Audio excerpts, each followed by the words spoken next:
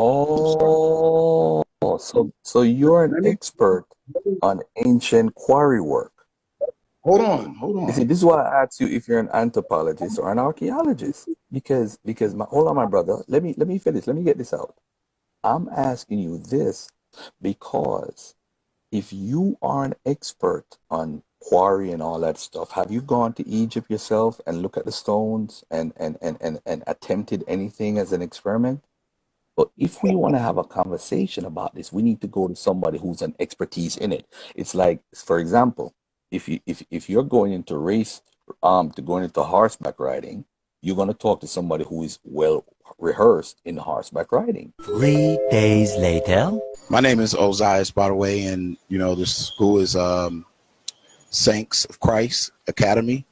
And it's funny because what we've been trying to do in different schools of thought is try to take it up a notch in regards to how these ancient sites are viewed. Right. So we've been communicating and to different, scholars and people who are going to these different sites. And what's great about it is your name comes up all the time as the Indiana Jones of archaeology and going to these sites. So I'm very glad to have you on. A few moments later. I had a discussion via Facebook, and I wanted to kind of like just bring that discussion up. And it was a school of thought in regards to this. It was based upon my discussion. It was told to me that a copper saw and sand and water is able to cut granite stones with the curvature that they have. Is that even possible in your expert opinion? No, they've attempted to do that, and the progress they made is like they were able to cut into the stone like a millimeter per hour or something like that. And the major problem is bronze and copper, they're very soft stone metals, and so granite has a lot of quartz crystal, which is very hard. It's 7 out of 10, with 10 being diamond.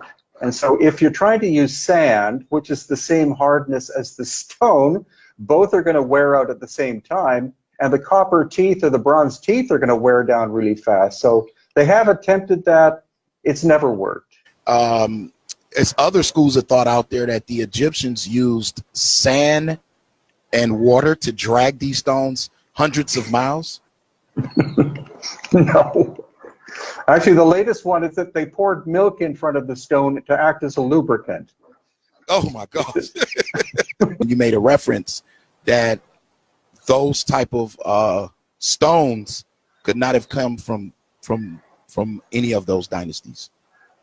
No, it's technically impossible for them to have done it. It doesn't matter how many thousands or millions of workers they had.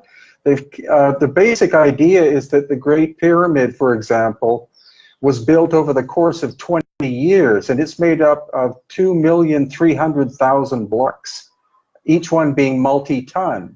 And so that means that each stone would have to be cut, moved, and set into place every 2 minutes. That's clearly not possible.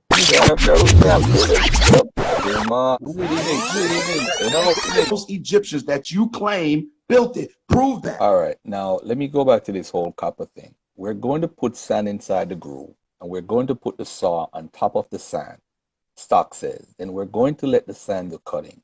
It does. The weight of the copper saw rubs the sand crystals. And so if you're trying to use sand, which is the same hardness as the stone, both are going to wear out at the same time, and the copper teeth or the bronze teeth are going to wear down really fast. So they have attempted that. It's never worked. Oh.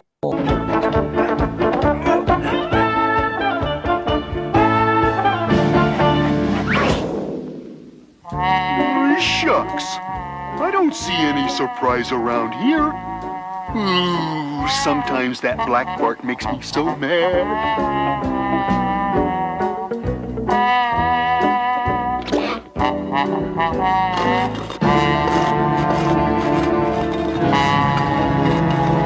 Rats.